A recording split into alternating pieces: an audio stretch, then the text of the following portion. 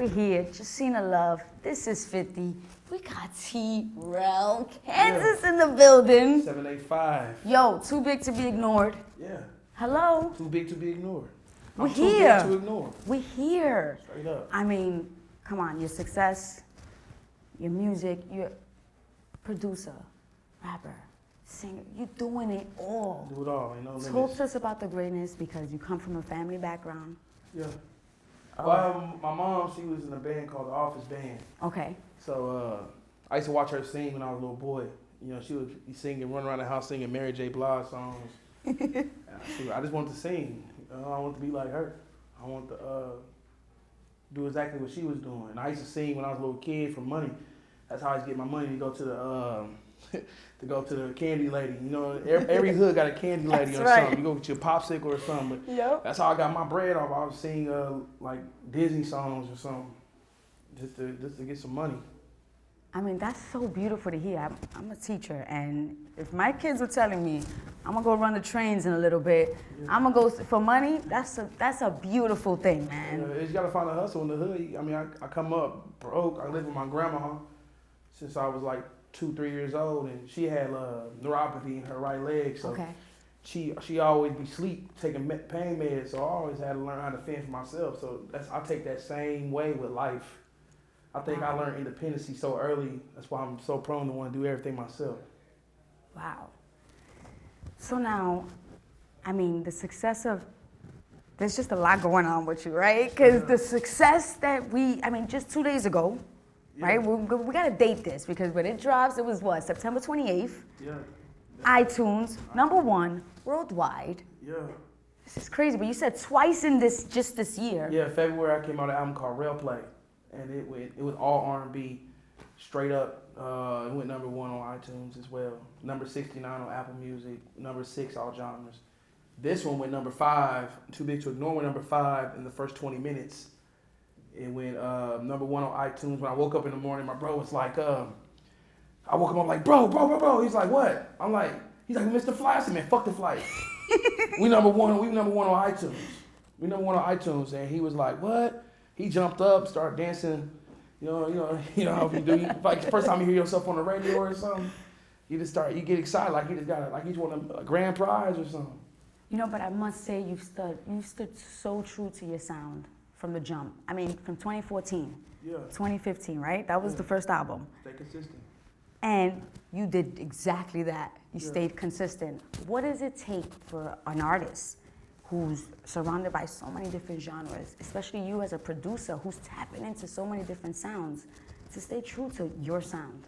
Well, you got to stick to your guns. If you believe in yourself first. You do music for the love of what you make it for. I don't confine myself to do what other people want me to make, just because it's a trend or just because this artist is doing it or this artist is doing it. I want to be myself. And I've been singing pain music since 2014. First one. You know, it's from the heart.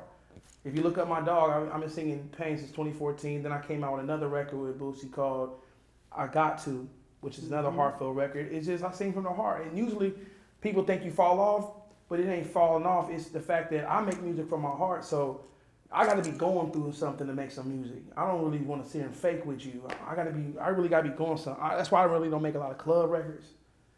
I make a lot of hurt pain music because that's what I'm going through at the moment in time. It may be about relationships. It may be about losing somebody. I just genuinely like giving the fans a real me, and you can hear and feel the realness in my music. I wanted to say too, this is the 8th year, right? You're in a 7th. Mm-hmm. You're in a really bad car accident. Yeah. And that's coming up, right? The anniversary's coming up. Yeah. You survived it. You lost a friend. Yeah, actually, the anniversary's yesterday. The day my album dropped. I tried to change the narrative of being upset and That's sad. What I was getting. That's what I was getting. I was like, you made #1, like, you know, stars align, baby. Yeah, I'm just trying to change up how I take the day. That's right. So usually, like, I'm crying that day. I'm really upset. I'm really calling my people, like, going through it. I suffer from survivor's guilt really heavy. That's right. You know, after I lost my brother, I was taking pain meds really bad. I was hurt bad. You know, I didn't want to get out of bed. I fractured my part of my back, my ribs. I could barely walk. I was just out of it. when I made that song. So yeah, September 28th is really a messed up day for me. But to go number one on that day, to change the narrative, you know, my older brother, he flew out the windshield when we flipped 5 times in that car. So to be able to change it, to make it a day of peace, happiness, is great. I didn't cry one time yesterday. Wow. For the first time in 7 years, I didn't cry one time yesterday. Wow, talk about growth. Yeah. And I was gonna say, you know, what's the growth you've seen from 2015 and make, you know, those songs compared to what we're doing now? Well, I'm living a different life now. When I first got with, when I first started moving around, one of my OGs, Ali, he told me, he's like, bro, your whole music's gonna change. He said, I was like, why? He said, bro, you about to start staying in bigger hotels and taking more flights and getting more money and being around bigger clubs and this and that. And it's true. Your life changes. I'm still hurt. I still go through life. That's right. But too big to ignore explains the way that I'm going through life now. It's more, it's up. I'm up now. Like, I'm getting money, I'm living, I'm having a good time, but I'm also struggling mentally with certain things. So I just have different struggles, but there's still people out there that relate to my struggles, obviously. What's the motivation behind your writing, when you write? Just depends who pisses me off that day. For real, this depends on what I'm going through that day. It could be baby mom problems, or you know, I had a son who had cancer. Wow, his name's God Jordan. bless. I have a TV show with him called Best Buddies. But it could be whoever, you know, losing somebody. Like I wrote LO3 by Mo3. Yes. That was a real good friend of mine. So it's just whatever I'm going through at the moment. So when I asked you about your sound, and I miss R&B. Yeah. And I feel like you're that. You know what I'm saying? We still got that. Right now, I run R&B. Yes. Ain't nobody mess with Who me. were your R&B. influences? Growing up, you know, I was raised by my grandma, so you got people like Luther Vandross, Oof. you know, Gerald Levert. You know, my grandma. Anybody she was banding like Barry White. Now, when I came up, I was a little growing up. I like listening to like Tyrese. Okay. Genuine, all the early 90s. Yo, I love Tyrese because I feel like he was such a big part of R&B, but at the same He don't get his time, so credit. down. Yes! If you listen to I was like, there were LO3, so many songs we were singing in high school. Yeah, Tyrese was my boy. He got that. Tyrese didn't really have to sing super high pitch. He had that real raspy voice. He was smooth with it. And that's kind of like me. Every time you hear my songs, feel like you at church. You know, it's real pain, real passion. So yeah, now I'm 90s R&B all the way. Oof. Oh my God, how much miss we that. need. Yes. I think that's why there's so much drama now in the industry. Ain't nobody there's loving. not enough. Yes, there's not enough love No, going nobody- around. Not enough I be talking baby about- making music. I be like, bro, I want women in my concerts. You know what I'm saying? You can keep all them dudes. Bring the ladies to my concerts. I am not afraid to sing R&B music and show people I love women. Yeah, come on, let me sing to you. I don't want to. I used to do when I first came out my dog. My crowd be like meet and greet lines. Ooh, I'm sorry. It's cool. I'm like, Meet and greet lines be full of dudes. And I'm like, no. I gotta change this. I gotta change this, Jack. You know what I'm saying? Like, I can't do this. So I came out with this song called Eat, Eat, Eat. I'm talking, I'm a fat boy, you know, I'm fat, I like to eat. Oh, women do that thing like crazy. That's changing the narrative because that's what you do it for. At the end of the day, I did music when I was a kid to get the girls. I did a whole bunch of dudes, me and her. Everybody want to be tough. Man, your energy is one of a kind. Talk to us about being the pillar in Kansas. Because, Kansas. Yeah. Man. Talk about the Kansas. Is this the same Kansas Dorothy flew out of? Yeah, Dorothy on the flew out house. there, Red Hills, click. You know, we got stars in Kansas, too. Okay. You know what I'm saying? Now, music-wise, though, I'm from Topeka, Kansas, but I rep the whole state of Kansas. You know, every corner of it. And we really don't have many resources in Kansas, especially music-wise, because look where we're from. It's Kansas. You know, who thinks of going to Kansas for music? We have one big artist from Kansas, Tech Nine, but he's from Missouri side. So technically, we got me. And I get a lot of love, now, especially now. I'm really getting my recognition now from Kansas to Wichita, Topeka, Lawrence. It's great to be from there. I used to want to move to Chicago with my older brother, and he was like, nah, stay there. And it worked for me. Look at that. It worked for me because, you know, I'm a big fish in a small pond, but my goal is to put on more artists from Kansas, so maybe we start get more recognition. Even if it ain't signing me or something, I just want to see other people from the Sunflower State win.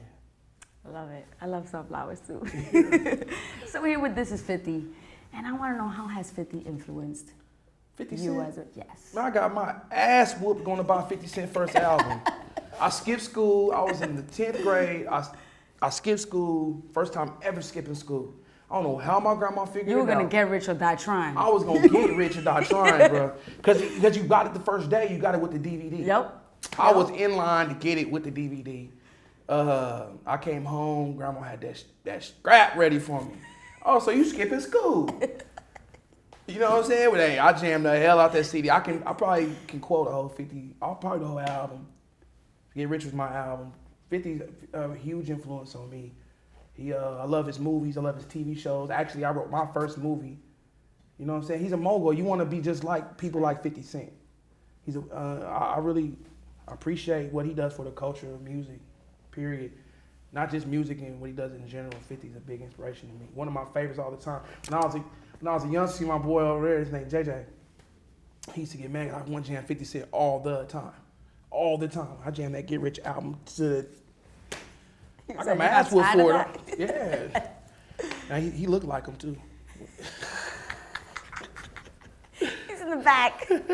No, but for real though, 50 Cent is a really big inspiration. Actually, I was in a club with him in Oklahoma when he was doing his touring his alcohol. It was kind of lit. I performed that night. The Branson's amazing. Yeah, it was good. Yo, he's tapping he into had the all grocery them line. I'm talking about he had Hy-Vee wrapped around like a club. I said, boy, I'm talking about you think it's a party up in Hy-Vee. What is happening Come out to get some here? chicken and 50 in there selling brands and alcohol. Yo, I can't. Man, TRELL, your influence from the producing to everything you've been doing. Right now, you producing for anybody else? No, I usually write music. I'm really a co-writer. I don't need no pen, just put me in the booth. I sing my ass off. So usually what happens, I'll co-produce a song and I'll go in there and I'll just sing the record. And then I'm really about to start writing now. I'm about to get some younger artists with me. I'm starting an empire. You know, Winners Only is my label. I just started that. And I'm about to put it on the map for real. I'm about to get talent straight out of Kansas. Midwest for real, because I feel like the Midwest is slept on. Y'all only heard Nelly from the Midwest. And then if you Midwest, you only want to give credit to Detroit and Chicago. No, there's Kansas, there's Omaha, there's Oklahoma, there's Denver. You know, there's artists in all those states that deserve attention. And me getting the attention, I always extend my hand, bro. I always extend my hand. I think it's Midwest turn. New York had time. The South is still jamming. West Coast, what about Midwest though? It's our turn again. Let's go. Besides Chicago and Detroit, y'all gave all the Midwest love to Chicago and Detroit. So true. You know, I love Lil Durk and them, but hey, we got some artists too. There's more. There's more of us, and we coming strong. Winners Only, and I'm about to put on. So if you get on, follow me, hit me up. Let's ride. we an army together. Well, y'all heard it, yo. TRELL, This Is 50 Jacina Love. Yeah. Such an honor, man. I appreciate Thank you you for having me. this.